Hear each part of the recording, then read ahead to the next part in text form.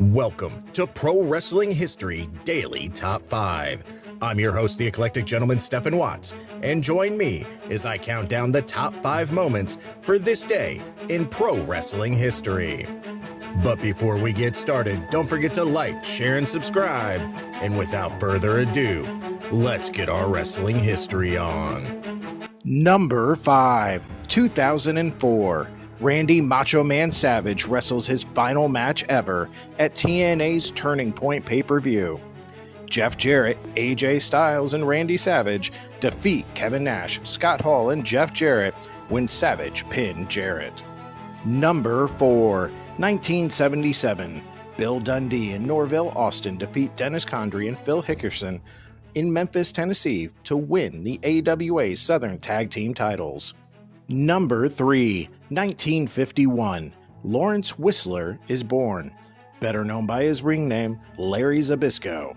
He is a retired professional wrestler and commentator, perhaps best known for his feud with his mentor Bruno Sammartino in the early 80s, as well as working as a wrestling commentator for WCW.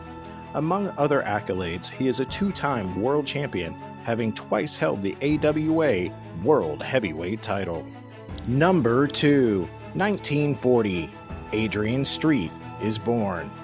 A Welsh professional wrestler and author known for his flamboyant, androgynous wrestling persona brought to prominence in the 70s and 80s.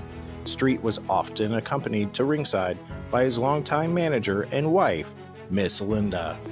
Number 1, 1958 and 2018. Thomas Billington, aka the Dynamite Kid, is born and then passes away. Trained by former wrestler Dr. Death Ted Bentley, he competed in the WWF, Stampede Wrestling, All Japan, and New Japan Pro Wrestling. With his cousin Davey Boy Smith, he was also known for being one half of the tag team, the British Bulldogs. He had notable feuds with Tiger Mask in Japan and Bret Hart in Canada.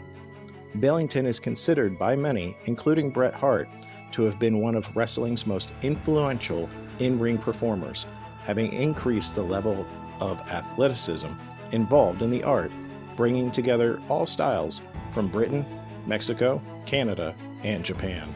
And that's our list. Make sure to comment below what you feel was the number 1 moment for this day in pro wrestling history.